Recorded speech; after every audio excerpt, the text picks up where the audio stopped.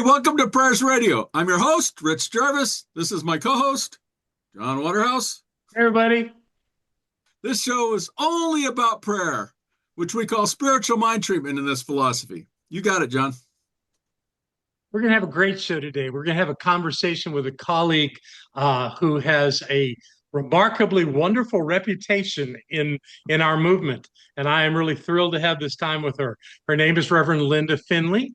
She is the senior minister and has been for 20 years at the Eugene Center for Spiritual Living.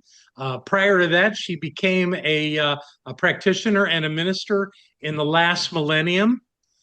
Uh, Accurate as Back it in the is. 1900s, yes. Back in the 1900s. And then she founded Center for Spiritual Living Petaluma in Petaluma, California, and has a rich history in our movement. And just to add the novelty of this, in training to become a minister for 12 years, she owned and managed a bar. So she has exceptional training in working in spiritual community. And we are delighted that you're here with us today, Reverend Linda, and we'd love for you to give us an opening treatment. All right. Well, I like to remind everybody the way to start is to stop. And so right here and right now, I stop everything that I've been doing and thinking, and I just be in the here and the now.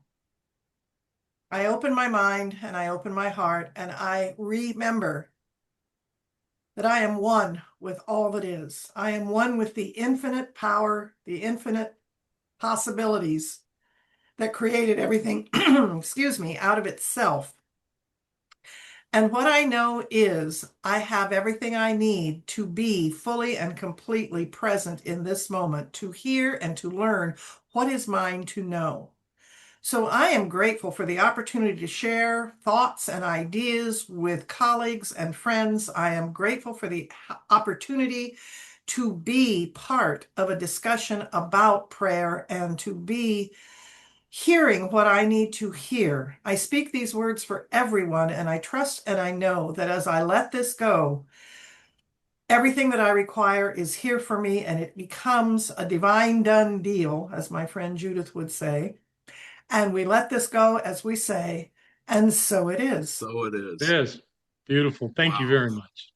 That was fantastic. Hey, you have a book that you're self-publishing that you've put out to people that, people can contact you at her website is cslEugene.org for us spelling challenge folks sometimes like myself. And for people that are listening online right now that are just listening through Apple Podcasts or things of that nature. The book is called Soup for the Soul. No, And it's called A Soup to Warm Your Soul. Oh, see? See, she's passionate about that book. What is that book about? Well, it's just a little, it's actually a booklet. It's only about 30 pages, but it is, I love to cook, and I've been doing for 3 years a Soup for the Soul, which is where you got that, each week with my community where I make soup and we discuss a spiritual principle.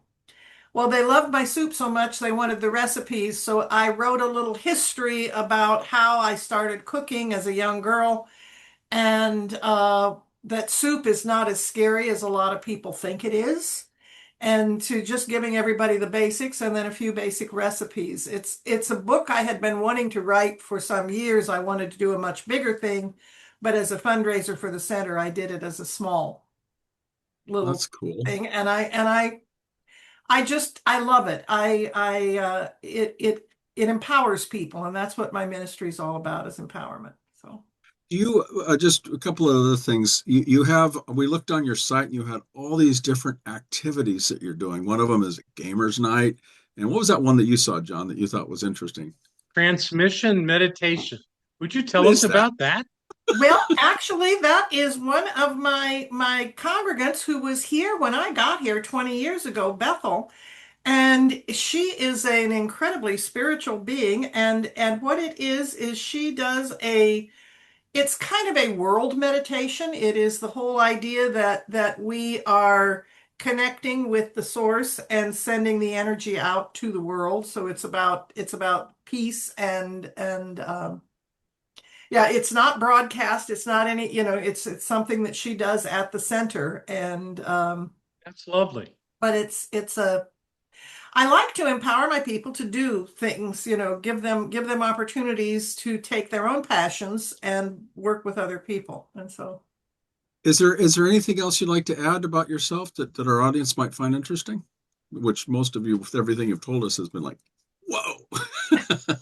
I was an English major and a history minor. I wanted to be an interior designer when I was younger, and about 10 years ago, I realized, oh, I am an interior designer. Oh, that's lovely. That's lovely. Well, Very nice. the first question we have is, how does prayer show up in your life? Hmm. Yeah, we get a cheat sheet for those of you who are watching, and it shows up always. I mean, it shows up all never as a last resort. I try to make it not, oh, there was an old story about someone who was told they needed to go to a practitioner to get what they wanted, and so they were talking, and so the practitioner said, I think it's time for, are you ready to pray? And the person said, oh my God, has it come to that? People tend to look at prayer as something that we do because we are desperate, and it actually needs to be the first recourse. It's for me, prayer is reconnecting, reminding myself that I am connected to the one. And that is the most important part of prayer. The most important reason for prayer is step 1 and 2. God is all there is, spirit is all there is, life is all there is, and I am part of that. And when I get that, then I can pretty much handle whatever's in front of me. Hmm. Don't know if that's answering your question, but Oh, that that's was good. That was excellent. So, Reverend Linda, would you tell us about your personal spiritual practice? What do you do to center yourself and moving into your day? I get up every morning, and the first thing I do is make my bed. I Wow. Okay. totally and completely create a safe space for me to rest at night. I do my morning ablutions, brush the teeth, flush the hair, whatever, and then I go out into my living room and put on some mellow music. And I have a stack of books like this, that I pick up and begin reading one section in each book. Like some of them are daily reads, some of them are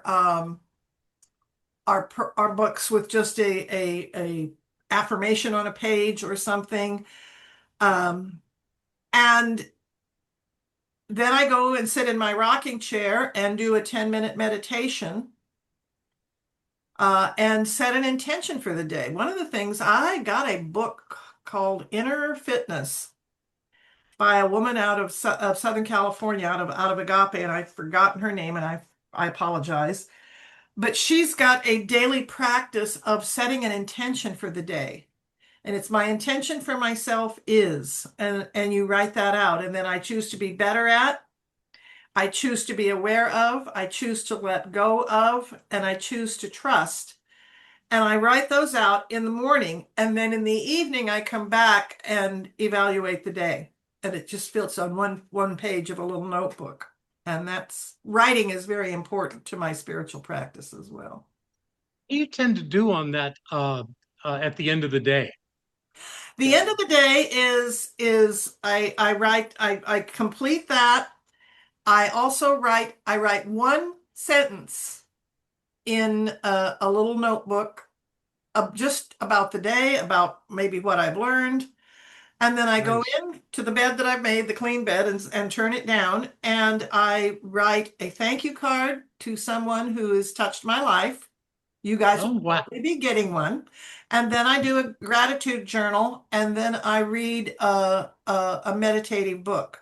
And all of that takes like 20 minutes, and then I turn out the light and go to bed. Wow.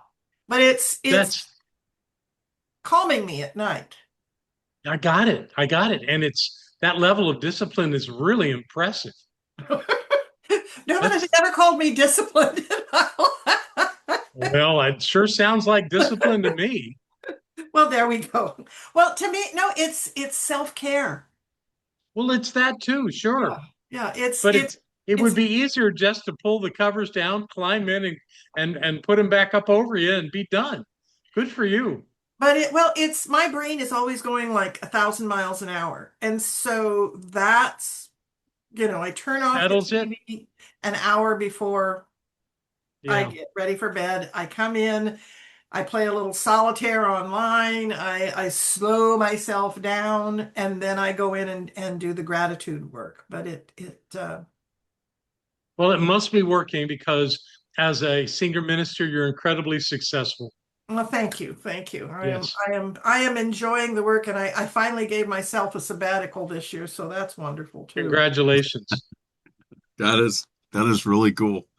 Hey, the triggering of the prayer. What triggers a prayer in your life? What is your practice? Something happens, bam. What do you do? Essentially, for me, I will, okay, there's two things I do. That one is for a client or a congregant, and one is for myself. For myself, I drop straight into God is, I am. Hmm. There's nothing for me to fear here. It's just a for working with, if one of my people is needing help, if one of my people is needing assurance, just doing that isn't going to be that enough for them. They need the gentle rhythm of bringing themselves into the calm space. And so I will do a prayer, in an emergency. Because I mean, right at the end of church, I have had people come up and my dad just died. This just happened. I'm, something's going on.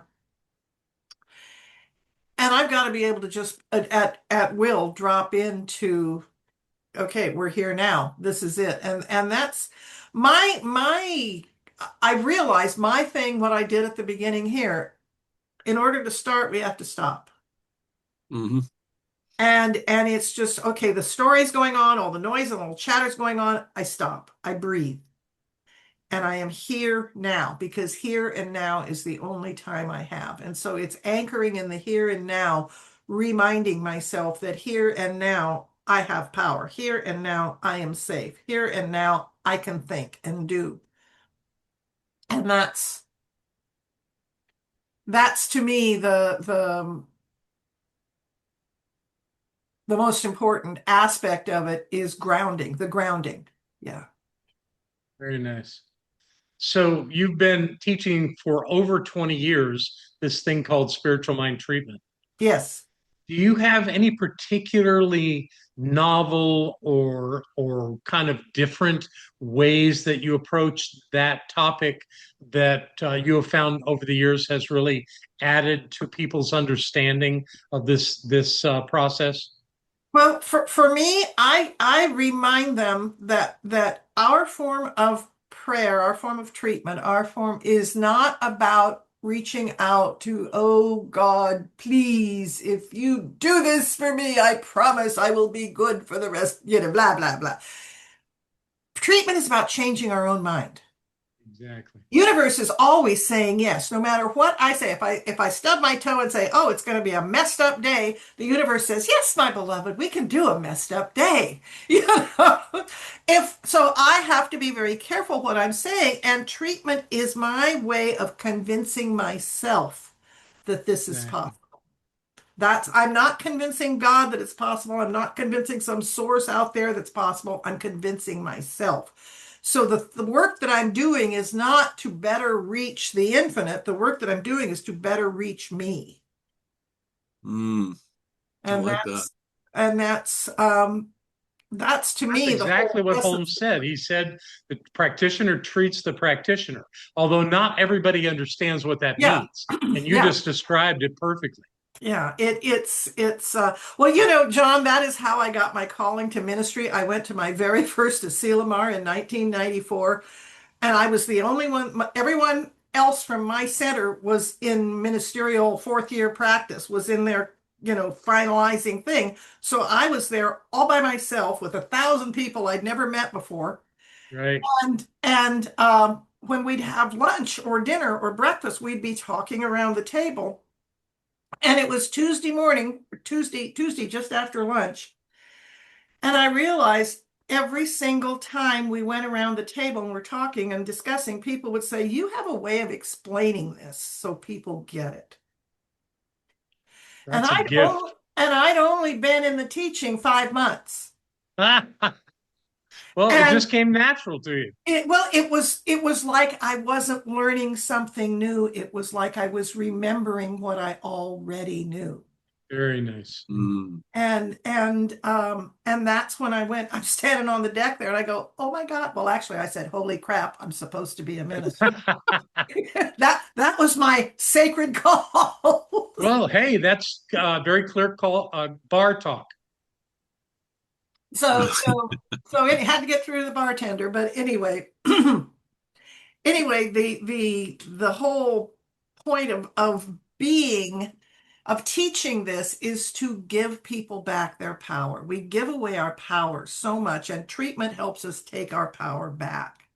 Very nice. Reminds us, there's only one thing going on here, one source, one substance, one life, one deal going on.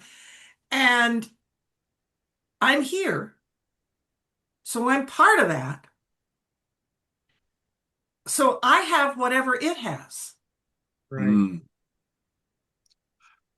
So you're talked about the prayer and it changing and how people are looking at, even at 5 months, you had raise and praise, I like to call it. How have your prayers evolved over time? Where did you come from on this? Did you come from a Christian background? You said you owned a bar. How have they changed over I time? was religion light. I was Methodist and Presbyterian. They no big dark. You can't do this. You can't do that. Just show up on Sunday and you're fine. And in high school, okay, I'm going to give some background here. In high school, I got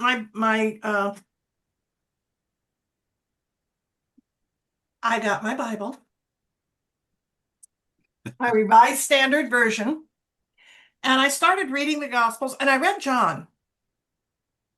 And I'm like 14, and I read, "In the beginning was the Word, and the Word was with God, and the Word was God, and without the Word, nothing that is could have come into being." And I said, "I have no idea what this means, but I know it is the key to everything." At 14, my That's brilliant. brain said this. And so I went to my minister. "Well, logos is understood to be the Christ." And I'm like, "No." That's not it. Over the years, and in college, I took Bible as literature, and a Unitarian minister said, "Well, it's generally understood to be the Jesus or the Christ." I'm like, "No." And then my husband and I worked cleaning churches, and this Mennonite minister said the same thing, and I go, "All right, never mind. I don't. I'd been in the teaching about 2 months. I was taking a class. I got home and someone had broken into my house. And after I called the police and got everything, I pulled out my Science of Mind textbook. I flapped it open to do some divination. Somewhere in the back there in the Jesus section, it says, "In the beginning was the Word." And we understand the Word to be the creative process in the individual. Mm. And I'm like, okay. Took me 30 years, but I found it. 30 years and a break-in. Yeah, but it was it was as though when I first walked into the Science of Mind Center, well, we Religious Science Center in Visalia, it was like, oh my God, there's people who think like I do. I had no idea. I had never heard of it. I didn't know anything about New Thought. I had not been to a church since I was 18. And I ran into a friend that I hadn't seen in 10 years, and she invited me, and it grounded me. It immediately grounded me. And I'm giving you way more background information than you asked for, so we'll go back to It's people great. learn from this stuff because you have human beings that come to this show and they're like, what is this philosophy about? And you're speaking as a human being to them saying, hey, look, I tested this and used this and applied this, and this is my journey. Yeah, it happens so subtly. I think that is the sneaky part of this is occasionally there is a divine revelation like that, like I open the book and I do the Mm-hmm. divination and there it is and there's the answer. Ta-da! The heavens open and the trumpets blare. But essentially it just happens. I remember I'd been about 2 years in the teaching. And I'm thinking, I ought to be feeling some major changes. I ought to really be feeling different. All the work I'm doing, the classes I'm taking, what's going on. And I don't feel, and then one day something happened. I know it was within the first 2 years because I still owned the bar then. I sold the bar after 2 years. Something had happened and I was driving home and I went, oh my gosh, I have changed. If that had happened 2 years ago, I would have been so angry. I would have been so upset. I would have been so reactive. And it's just like, wow, they're being weird. It was, I went through, I said my brain is like this. I wasn't suppressing an emotion. It just wasn't there. Lovely. And to have that was my aha moment. Oh my God, I've changed. I just saw myself do something I didn't normally do. And it took me 5 minutes later driving down the road to realize what that had happened. Because it was your new nature. Yeah. And That's so that's lovely. it's practicing it. It's reading, it's learning, but it's not just keeping it up here. We have to mix it with the heart. We have to embody it. We have to integrate it. We have to be it. That's why at first I didn't like the change from religious science to centers for spiritual living. Woo woo. But I tell my people, we are centers for spiritual living. We are not centers for spiritual contemplation. We are not centers for spiritual study. We're centers for spiritual living. We're here to live this stuff. We're here to embody it. We're here to be it. We are. Yeah, Yay. yeah. And so we do. That's correct. That's correct. Exactly. The only person's mind that changes in prayer is our own. So Yeah. that's something that John talked about in a few other shows that with some of our other guests that a lot of people can't just get their hands on it. Um, your prayer specifics and what works in it, how you work the prayers. What do you find that works? Do you find a 7-step prayer works or a 5-step prayer or a I 10-step prayer? generally I do. know there's a Early on when I was in my doubt and grief stage, I would adapt to a 7-step prayer. In international, we only had 5-step prayer, but I learned about 7-step prayer from a workshop one time. And there are times when that step of denial mm, is essential. That I've got, if I go and I know this is true, and so it is, God, I hope that worked. I've immediately undone everything right there. And so I have to get the denial in. One time Kathy Ann Lewis spoke at our Asilomar, and when she was president of United. And she said, we don't do it nicely. We have to you have no right to be in my consciousness. Get out of here. And I said, That sounds like Kathy Ann. yeah, yeah. And I went, oh my God, that's what I need. I need to boot I'm 86ing this thought and to use That's car great. lingo, That's great. But Yeah. it's we have to adapt. It's not okay. There's a lot of conversation going on about a new class that's teaching treatment can be anything. Well, I do ballroom dancing. There are specific steps in specific dances. In order to learn the cha-cha, you have to do specific steps. In order to do the rumba, you do specific steps. In order to do the waltz or the various different dances have steps, and you have to learn those rigid steps in order to learn. Then once you get it going, you can put them in any order you want and you can dance in any way you want. But if you are not doing the basic steps, you are not dancing. You're just waving your arms and moving your feet. And so I look at treatment the same way. We need to understand the basic steps because that is creating new neural pathways, that is creating ways in our mind for our mind to grasp and grok and get this stuff. And then once we are accomplished at it, then play with it. I can start with gratitude. Jesus started with gratitude. I mean, that's what you can go in any direction you want, or like with me, God is all there is and I am one with it. Okay, I'm okay.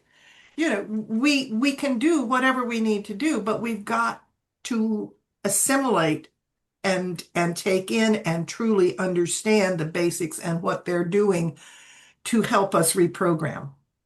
And the 5 steps are a proven methodology. Yeah, So, it takes you logically from one step to the other. right. So, that's why we teach it that way. Yeah. So I want to go back to this being a teacher. Have you ever in your career, I'm hoping you have, had someone come to you and said, I did the steps, I followed the design, I did what you taught me, it didn't work. What do you say to them? It's working at a level we don't understand. It's working underneath the surface. Yeah. And if it isn't working, if you aren't seeing any kind of result, it is an indication from you that there is something inside you that is holding on to what is. And maybe we need to treat to remove the blockage. That was lovely. You said that without making them wrong. Yeah. No, they're not wrong. We've got these planted beliefs that are so deeply rooted inside of us. When I was in Petaluma, I had a beautiful woman who was there. And in the middle of this class, she said, "Oh my God." She realized that she'd been married. Put her husband through dental school. She'd done all this stuff. They had a kid. As soon as he got his practice going, everything he did pissed her off and she got a divorce. And she realized everyone in her family had always taught her that rich people were jerks and that they couldn't be trusted and you can't trust anything they do. And that came up for her, and that was why she got mad at her husband and left. and she said, she says, I didn't even know I knew that, but that's quite a realization. That's a good story. Thank you for sharing that. That's why I can't retire. I'm sorry. I love those moments when people all of a sudden go, oh, I found it, because it's not our fault. It's not their fault. It's a story that got so implanted in us, and oftentimes it's buried. Dr. Holmes talks about the perfect idea covered by an apparently imperfect cloak. And some of us have layers upon layers of imperfect cloaks that we're wearing. So it was wonderfully, and I liked it. I like the analogy. Hey, we're at the 5-minute mark, and we're going to shotgun the rest of these questions. So, how do you explain this philosophy to somebody that doesn't know anything about it? We're looking for your elevator speech. Okay. You said God is I am earlier, which I've done before, and somebody asked me that. We believe that everyone and everything is sacred and worthy of our love and our respect. Even those people. We believe everything is connected. And it's all, the grass is sacred, the mountains are sacred, the people are sacred, the animals are sacred, the air is sacred, it's all sacred. And in doing that, we also believe that what we focus on grows and what we resist persists. And that's us. Nice encapsulation. So, what's your favorite Ernest Holmes book? Very first one I ever got. I often say, please do not pick up the Science of Mind textbook first thing because it is so inaccessible. It is not, it is a series of talks.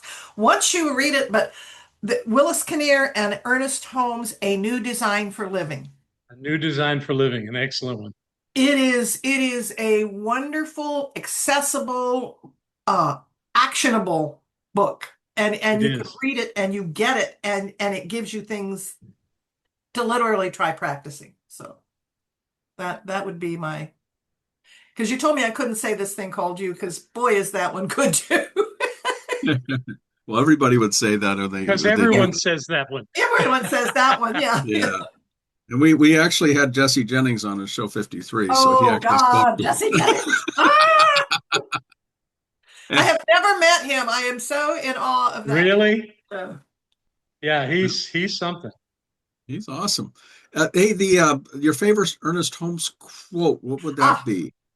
To forget the truth in the hour of need is to prove that you never really knew the truth. When you can stick with it, I can't remember all the little words, but it's the one who stays with it who will ultimately produce the best results. Bottom of 282, top of 283 in the textbook, if you are interested. But I that am. that carried me through the first 5 years of Science of Mind. To forget the truth in the hour of need is to prove that you never really knew the Yeah. truth. That's It's beautifully brilliant. said. And the first time I heard that, it was attributed to Robert Bitzer.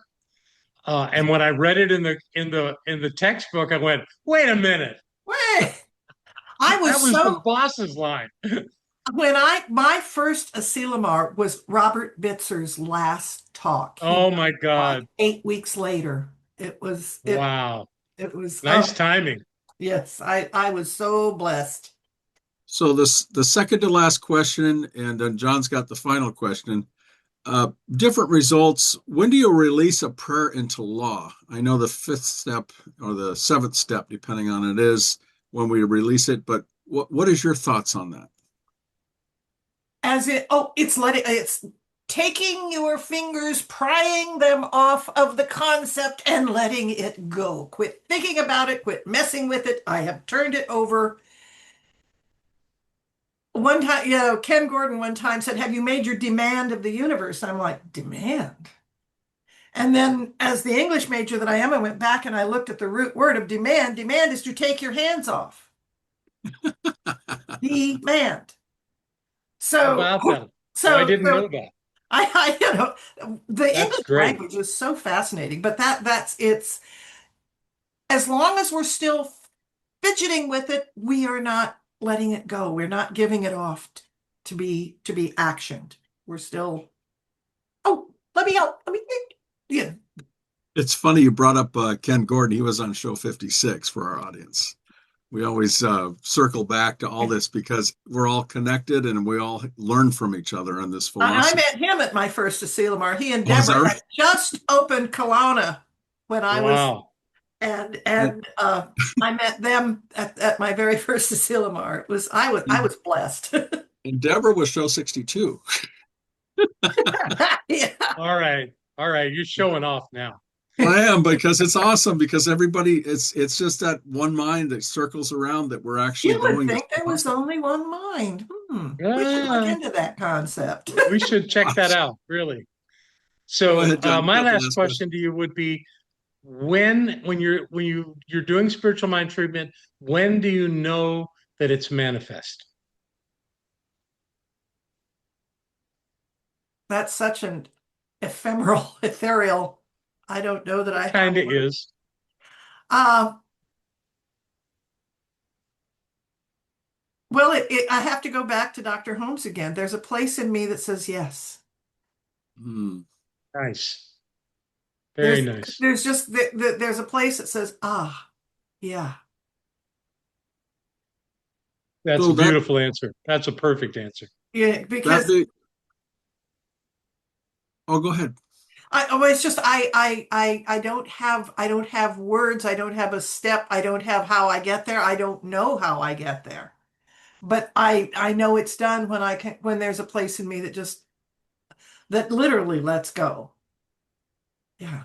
I think that's the best way to do it. You can't force it, you can't manufacture it. It's just got to be there.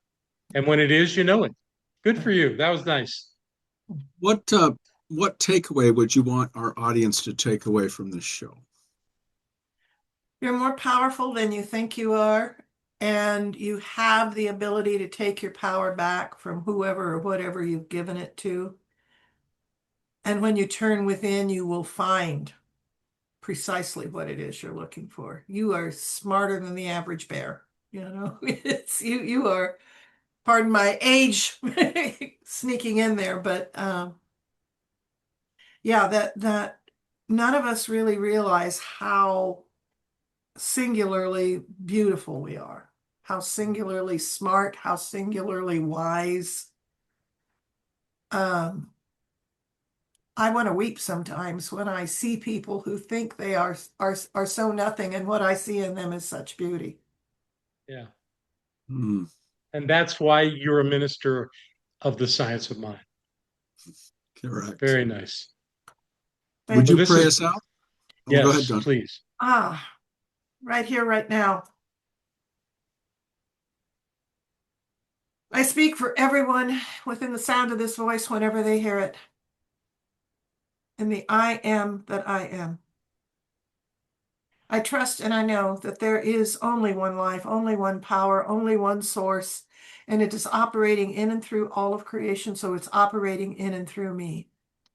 So I take what I have learned, I take what I have understood, I take what has awakened in me, and I allow it to blossom. I allow it to grow. I allow it to inform my life. I allow it to guide me in ways that I had never before imagined, and I trust and I know that are good and very good. I give thanks for knowing that everything I need is already here for me. And I let this be and I let it go. And I know it is so, as we say together. And And so so it it So it is. is. is. Very So nice. we thank Reverend Linda for being on the show. Again, she's at csleugene.org. And John, where can they find you at? Oh, I'm all over the place. But you can find me regularly on a podcast called Higher Reality on the Edge of Understanding. And that's through Mystic Living Press on Substack. So check that one out, And along with come back and watch us again. everything will be in the show notes. Go ahead, Linda. You had something else? I was responding to John. Oh, okay. Yeah, Okay. cool. Well, Yeah, it I'm is. per It's about the convergence of science and spirituality. We have some really interesting conversations. yeah. There, some of them are really trippy, by the way. I'll just plug that in there because I listened to some of it also. We are Prayers Radio. I am Prayers Radio. I'm Rich Jarvis, your host. Uh, just go to prayersradio.com, like, subscribe, and support us. You'll see a link on there. Donate if you choose to. And we will come back next week with a fun-filled adventure at Prayers Radio. And just remember, if you don't say a prayer, you ain't got a prayer. Everybody say bye. Bye, everybody. Take care. Your